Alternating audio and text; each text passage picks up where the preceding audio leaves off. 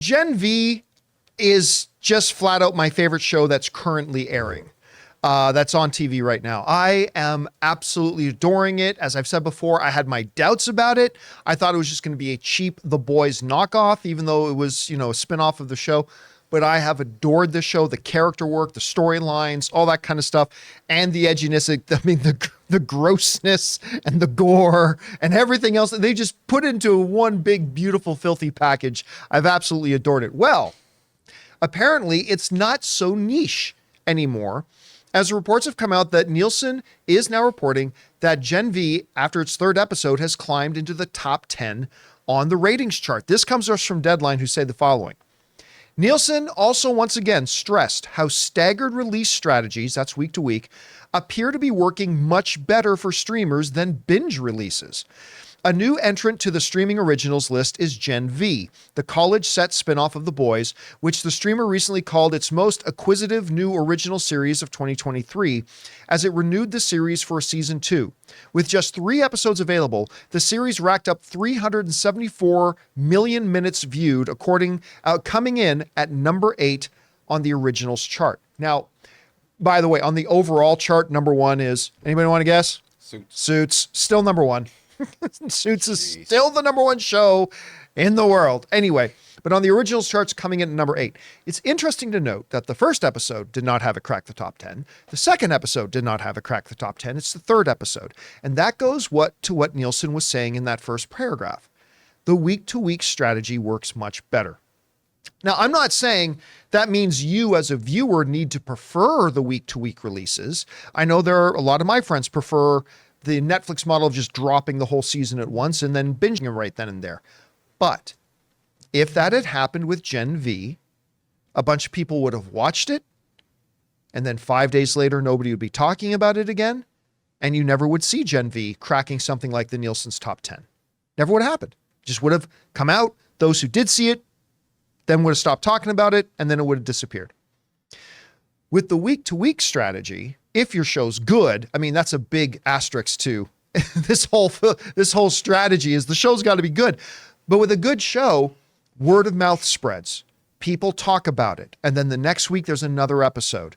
More word of mouth spread. People go, oh, it's really good. Okay, I'll go back and start with episode 1. They watch number 2. Then the third episode comes out. And we've seen happen with Gen V, what we saw happen with The Boys, what we saw happen with WandaVision, what we saw happen with Mandalorian season 1. We see week after week, the viewership gets higher and higher and higher and higher if you've got a good show.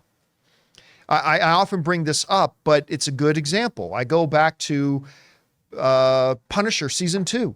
Which I loved Punisher season 2. Everybody at the time was excited about it, and it came out, and it was great. And 3 or 4 days later, nobody was talking about it anymore. No questions came in about it because, it's old news now. The whole series dropped. Everybody watched it already.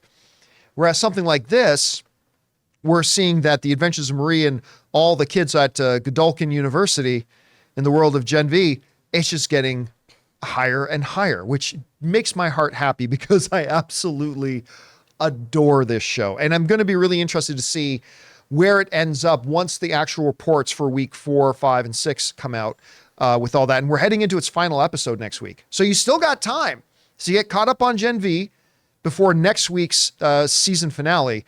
And man, did last night's episode end on a banger. So good. Anyway, guys, we want to take a second to thank a sponsor of today's video, Mint Mobile. Signing your life away to a big wireless provider is kind of like being trapped on a roller coaster from hell. Sure, it looks like fun at first. They probably even threw in a free phone, but now you can't get off. Month after month of insane bills and unexpected thrills, like overages and surprise fees. If that sounds like your current big wireless plan, it's time to get off the ride with Mint Mobile. For a limited time, wireless plans from Mint Mobile are just $15 a month. That's unlimited talk, text, and data for just $15 a month. You guys know before I came to Mint Mobile, I was paying triple what I am paying now on the standard big wireless plan, and I will never go back. All plans come with unlimited talk, text, and high-speed data delivered on the nation's largest 5G network. Use your own phone with any Mint Mobile plan and bring your phone number along with all your existing contacts. To get your new unlimited wireless plan for just $15 a month and get the plan shipped right to your door for free, go to mintmobile.com/Campea. That's mintmobile.com/Campea. mintmobile.com/Campea. Cut your wireless bill to just $15 a month at mintmobile.com/Campea. Chris, you see the numbers. You're seeing what's happened here. How much of this is, what it says in the report that Nielsen is pointing out that, hey, look, this is yet more proof that the staggered releasing works better. We've seen Netflix. They're doing a quasi-staggered release with their new Squid Game show. They're going to be released over 3 weeks. They've done that with Stranger Things. They're doing that with The Crown. They did it with Lucifer.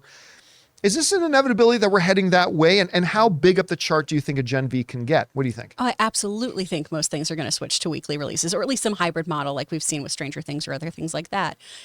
I remember, I think it was earlier in the year or last year, Bella Balaharia, I believe that's her name, chief content officer at the time for Netflix, was at a UCLA event talking about how there was no data to support how weekly releases were more enjoyable for consumers than the weekly release. And I just wonder, Netflix, why are you so recalcitrant to try things? Why do you always have to drag your feet? Because I know you guys created this new streaming model essentially, right? They were the first in the game. But whenever new data is presented to them, I feel like it takes them the longest time to go, yep, we should do this instead. And when you look at things like Stranger Things, when you look at things like The Boys, or Gen V rather, on Amazon, the proof is in the pudding. People keep talking about your show, and that's what matters. We've brought up this example before too. You on Netflix, that's a show that people talk about for a week and then never again until it comes back. Until the next season comes out. And you want your shows to be water cooler moments. I know most of us work from home now, but you still want that water cooler thing of talking to your colleagues, talking to your friends of, oh my gosh, did you watch this week's episode? Oh, dude, it is nuts. It's going to be so wild once you get to watch it. That's part of the marketing strategy, is creating that hype around the show and having other viewers tell you, oh my gosh, you have to watch this, and building up, crescendoing that viewership. That can only happen if you are doing this on a weekly release. Otherwise, you can't get excited about stuff. You pick a day to just kind of be a slob, maybe pop a gummy, eat some ice cream, and watch 12 episodes of something. That doesn't sound like a bad day. It's not a bad day. It's a great way to spend a Sunday. Highly recommend. But after church. Obviously, after I go to Mass, John, I then do this and wipe all the ash off of me from going into a church, But I don't understand why more people aren't doing it. I think this is what the future holds. We're going to go gummies. I feel like a lot of people are doing this, right? But by the way, Ray brought up a really good point about the other day. You did, when we were talking about, you remember recently, I think it was either earlier this week or late last week, that report came out that said today, or in 2019, 10% of streaming subscribers were churners. Like they'd watch a show that they want to watch, then cancel the subscription, then resubscribe when something else came on, right? That number went from in 2019, 10% to 2023, 33%. It tripled in just a couple of years. And they're projecting that by 2025, it could be 50% of streaming subscribers are going to be churning. And Ray brought up a point, I can't remember if it was on camera or off camera, saying, this is another reason why somebody like Netflix should go to the week-to-week release. Like, House of Usher just ended, right? If they just dropped that as a binge, okay, so if somebody was really interested in House of Usher, a churner would go, okay, yeah, I'll watch House of Usher. They sign up to Netflix, watch House of Usher. There, I'm done. Unsubscribe. But you release episodes weekly of House of Usher. You've now got that subscriber for 2 months. And then hopefully you've got other good shows that are running too at the same time. So that could be a way to combat the churn. And they end up forgetting about their subscription. And then they forget they have it like a gym unless membership. they have Rocket Money. Yeah. That's right. Well done. Nice sponsor shout out. Here's the Very thing. good. I think someone at Netflix still believes that they can't possibly watch the whole season in one night. No. With people cutting their cables off, they have nothing to watch but what you put out. So I think that maybe them believing that, they're not going to watch the whole thing. We can still drop it all. Not everyone's going to finish it in one night or 2 days. I know many people who would finish a series. Oh, yeah, many people. Almost everybody I know, if they start watching a bingeable show, they'll finish a season in 2, 3, or 4 days, and then they'll be done, as opposed to 2 months. And the added buzz of continued word of mouth from episode to episode to episode, bringing in new viewers.